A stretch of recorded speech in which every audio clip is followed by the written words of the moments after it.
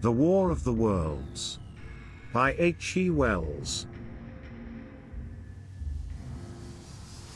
Part 2. Chapter 8. Dead London. After I had parted from the artilleryman, I went down the hill, and by the High Street across the bridge to Fulham. The red weed was tumultuous at that time, and nearly choked the bridge roadway, but its fronds were already whitened in patches by the spreading disease that presently removed it so swiftly. At the corner of the lane that runs to Putney Bridge Station I found a man lying. He was as black as a sweep with the black dust, alive, but helplessly and speechlessly drunk. I could get nothing from him but curses and furious lunges at my head. I think I should have stayed by him but for the brutal expression of his face. There was black dust along the roadway from the bridge onwards, and it grew thicker in Fulham. The streets were horribly quiet. I got food, sour, hard, and mouldy, but quite eatable, in a baker's shop here. Some way towards Walham Green the streets became clear of powder, and I passed a white terrace of houses on fire. The noise of the burning was an absolute relief. Going on towards Brompton, the streets were quiet again. Here I came once more upon the black powder in the streets and upon dead bodies. I saw altogether about a dozen in the length of the Fulham Road. They had been dead many days, so that I hurried quickly past them. The black powder covered them over, and softened their outlines. One or two had been disturbed by dogs. Where there was no black powder, it was curiously like a Sunday in the city, with the closed shops, the houses locked up and the blinds drawn, the desertion, and the stillness. In some places plunderers had been at work, but rarely at other than the provision and wine shops. A jeweller's window had been broken open in one place, but apparently the thief had been disturbed, and a number of gold chains and a watch lay scattered on the pavement. I did not trouble to touch them. Farther on was a tattered woman in a heap on a doorstep. The hand that hung over her knee was gashed and bled down her rusty brown dress, and a smashed magnum of champagne formed a pool across the pavement. She seemed asleep, but she was dead. The farther I penetrated into London, the profounder grew the stillness. But it was not so much the stillness of death, it was the stillness of suspense, of expectation. At any time the destruction that had already singed the northwestern borders of the metropolis, and had annihilated Ealing and Kilburn, might strike among these houses and leave them smoking ruins. It was a city condemned and derelict. In South Kensington the streets were clear of dead and of black powder. It was near South Kensington that I first heard the howling. It crept almost imperceptibly upon my senses. It was a sobbing alternation of two notes, Allah, Allah, Allah, Allah, keeping on perpetually. When I passed streets that ran northward it grew in volume, and houses and buildings seemed to deaden and cut it off again. It came in a full tide down Exhibition Road. I stopped, staring towards Kensington Gardens, wondering at this strange, remote wailing. It was as if that mighty desert of houses had found a voice for its fear and solitude. Allah, Allah, Allah, Allah, wailed that superhuman note, great waves of sound sweeping down the broad, sunlit roadway, between the tall buildings on each side. I turned northwards, marvelling, towards the iron gates of Hyde Park. I had half a mind to break into the Natural History Museum, and find my way up to the summits of the towers, in order to see across the park. But I decided to keep to the ground, where quick hiding was possible, and so went on up the Exhibition Road. All the large mansions on each side of the road were empty and still, and my footsteps echoed against the sides of the houses. At the top, near the park gate, I came upon a strange sight, a bus overturned, and the skeleton of a horse picked clean. I puzzled over this for a time, and then went on to the bridge over the Serpentine. The voice grew stronger and stronger, though I could see nothing above the housetops on the north side of the park, save a haze of smoke to the northwest. Allah, Allah, Allah, Allah, cried the voice, coming, as it seemed to me, From the district about Regent's Park. The desolating cry worked upon my mind.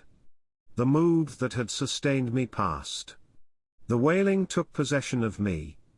I found I was intensely weary, footsore, and now again hungry and thirsty. It was already past noon. Why was I wandering alone in this city of the dead? Why was I alone when all London was lying in state, and in its black shroud? I felt intolerably lonely. My mind ran on old friends that I had forgotten for years.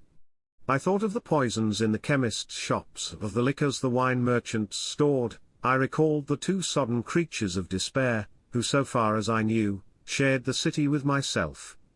I came into Oxford Street by the Marble Arch, and here again were black powder and several bodies, and an evil, ominous smell from the gratings of the cellars of some of the houses.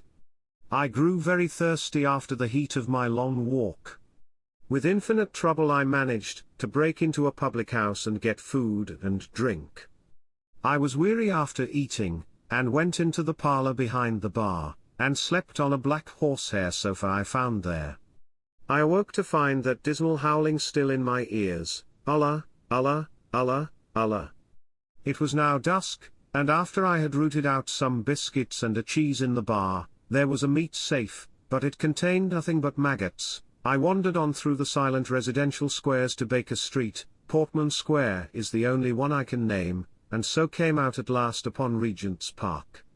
And as I emerged from the top of Baker Street, I saw far away over the trees in the clearness of the sunset the hood of the Martian giant from which this howling proceeded. I was not terrified. I came upon him as if it were a matter of course. I watched him for some time, but he did not move. He appeared to be standing and yelling, for no reason that I could discover. I tried to formulate a plan of action. That perpetual sound of Allah, Allah, Allah, Allah, confused my mind.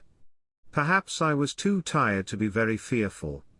Certainly I was more curious to know the reason of this monotonous crying than afraid. I turned back away from the park and struck into Park Road, intending to skirt the park, went along under the shelter of the terraces, and got a view of this stationary, howling Martian from the direction of St. John's Wood. A couple of 100 yards out of Baker Street I heard a yelping chorus, and saw, first a dog with a piece of putrescent red meat in his jaws coming headlong towards me, and then a pack of starving mongrels in pursuit of him. He made a wide curve to avoid me, as though he feared I might prove a fresh competitor. As the yelping died away down the silent road, the wailing sound of Allah, Allah, Allah, Allah, reasserted itself. I came upon the wrecked handling machine halfway to St. John's Wood Station. At first I thought a house had fallen across the road.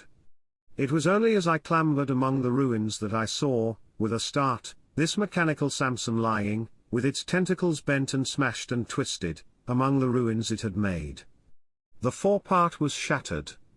It seemed as if it had driven blindly straight at the house, and had been overwhelmed in its overthrow. It seemed to me then that this might have happened by a handling machine escaping from the guidance of its Martian. I could not clamber among the ruins to see it, and the twilight was now so far advanced that the blood with which its seat was smeared, and the gnawed gristle of the Martian that the dogs had left, were invisible to me. Wondering still more at all that I had seen, I pushed on towards Primrose Hill. Far away, through a gap in the trees, I saw a second Martian, as motionless as the first, standing in the park towards the zoological gardens, and silent. A little beyond the ruins about the smashed handling machine I came upon the redweed again, and found the Regent's Canal, a spongy mass of dark red vegetation. As I crossed the bridge, the sound of Allah, Allah, Allah, Allah, ceased. It was, as it were, cut off. The silence came like a thunderclap. The dusky houses about me stood faint and tall and dim, the trees towards the park were growing black. All about me the redweed clambered among the ruins, writhing to get above me in the dimness. Night, the mother of fear and mystery, was coming upon me. But while that voice sounded, the solitude, the desolation, had been endurable, by virtue of it London had still seemed alive, and the sense of life about me had upheld me.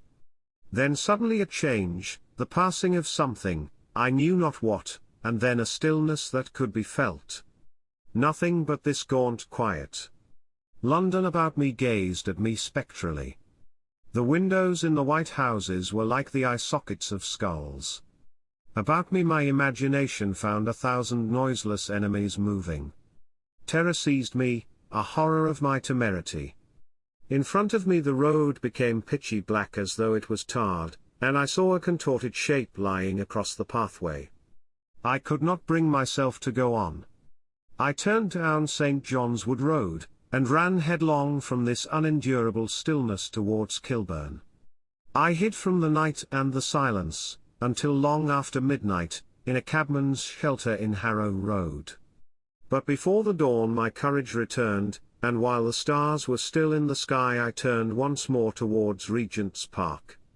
I missed my way among the streets, and presently saw down a long avenue, in the half-light of the early dawn, the curve of Primrose Hill. On the summit, towering up to the fading stars, was a third Martian, erect and motionless like the others. An insane resolve possessed me. I would die and end it. And I would save myself even the trouble of killing myself. I marched on recklessly towards this Titan, and then, as I drew nearer and the light grew, I saw that a multitude of black birds was circling and clustering about the hood. At that my heart gave a bound, and I began running along the road. I hurried through the red weed that choked St. Edmund's Terrace. I waded breast-high across a torrent of water that was rushing down from the waterworks towards the Albert Road, and emerged upon the grass before the rising of the sun. Great mounds had been heaped about the crest of the hill, making a huge redoubt of it. It was the final and largest place the Martians had made, and from behind these heaps there rose a thin smoke against the sky. Against the skyline an eager dog ran, and it disappeared. The thought that had flashed into my mind grew real, grew credible. I felt no fear, only a wild, trembling exultation, as I ran up the hill towards the motionless monster. Out of the hood hung lank shreds of brown, at which the hungry birds pecked and tore. In another moment I had scrambled up the earthen rampart and stood upon its crest, and the interior of the redoubt was below me. A mighty space it was, with gigantic machines here and there within it, huge mounds of material and strange shelter places. And scattered about it, some in their overturned war machines, some in the now rigid handling machines, and a dozen of them stark and silent and laid in a row, were the Martians, _dead_. Slain by the putrefactive and disease bacteria against which their systems were unprepared, slain as the red weed was being slain, after all man's devices had failed, by the humblest things that God, in his wisdom, has put upon this earth. For so it had come about, as indeed I and many men might have foreseen had not terror and disaster blinded our minds. These germs of disease have taken toll of humanity since the beginning of things, taken toll of our pre-human ancestors since life began here. But by virtue of this natural selection of our kind we have developed resisting power. To no germs do we succumb without a struggle, and to many, those that cause putrefaction in dead matter, for instance, our living frames are altogether immune. But there are no bacteria in Mars, and directly these invaders arrived, directly they drank and fed, our microscopic allies began to work their overthrow. Already when I watched them they were irrevocably doomed, dying and rotting even as they went to and from. It was inevitable. By the toll of 1 billion deaths man has bought his birthright of the earth, and it is his against all comers. It would still be his were the Martians 10 times as mighty as they are. For neither do men live nor die in vain. Here and there they were scattered, nearly 50 altogether, in that great gulf they had made, overtaken by a death that must have seemed to them as incomprehensible as any death could be. To me also at that time this death was incomprehensible. All I knew was that these things that had been alive and so terrible to men were dead. For a moment I believed that the destruction of Sennacherib had been repeated, that God had repented, that the angel of death had slain them in the night. I stood staring into the pit, and my heart lightened gloriously, even as the rising sun struck the world to fire about me with his rays. The pit was still in darkness, the mighty engines, so great and wonderful in their power and complexity, so unearthly in their tortuous forms, rose weird and vague and strange out of the shadows towards the light. A multitude of dogs, I could hear, fought over the bodies that lay darkly in the depth of the pit, far below me. Across the pit on its farther lip, flat and vast and strange, lay the great flying machine with which they had been experimenting upon our denser atmosphere when decay and death arrested them. Death had come not a day too soon. At the sound of a cawing overhead I looked up at the huge fighting machine that would fight no more forever, at the tattered red shreds of flesh that dripped down upon the overturned seats on the summit of Primrose Hill. I turned and looked down the slope of the hill to where, enhaloed now in birds, stood those other two Martians that I had seen overnight, just as death had overtaken them. The one had died, even as it had been crying to its companions, perhaps it was the last to die, and its voice had gone on perpetually until the force of its machinery was exhausted. They glittered now, harmless tripod towers of shining metal, in the brightness of the rising sun. All about the pit, and saved as by a miracle from everlasting destruction, stretched the great mother of cities. Those who have only seen London veiled in her sombre robes of smoke can scarcely imagine the naked clearness and beauty of the silent wilderness of houses. Eastward, over the blackened ruins of the Albert Terrace and the splintered spire of the church, the sun blazed dazzling in a clear sky, and here and there some facet in the great wilderness of roofs caught the light and glared with a white intensity.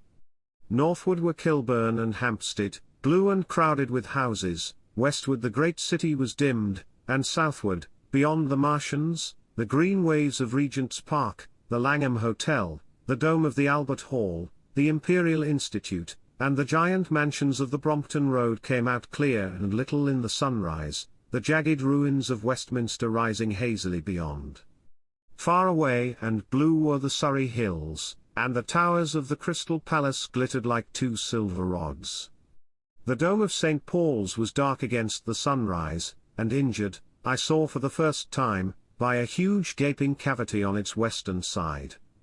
And as I looked at this wide expanse of houses and factories and churches, silent and abandoned, as I thought of the multitudinous hopes and efforts, the innumerable hosts of lives that had gone to build this human reef, and of the swift and ruthless destruction that had hung over it all, when I realized that the shadow had been rolled back, and that men might still live in the streets, and this dear vast dead city of mine be once more alive and powerful, I felt a wave of emotion that was near akin to tears. The torment was over. Even that day the healing would begin. The survivors of the people scattered over the country, leaderless, lawless, foodless, like sheep without a shepherd, the thousands who had fled by sea, would begin to return, the pulse of life, growing stronger and stronger, would beat again in the empty streets and pour across the vacant squares. Whatever destruction was done, the hand of the destroyer was stayed. All the gaunt wrecks, the blackened skeletons of houses that stared so dismally at the sunlit grass of the hill, would presently be echoing with the hammers of the restorers and ringing with the tapping of their trowels. At the thought I extended my hands towards the sky and began thanking God. In a year, thought I. In a year, with overwhelming force came the thought of myself, of my wife, and the old life of hope and tender helpfulness that had ceased forever.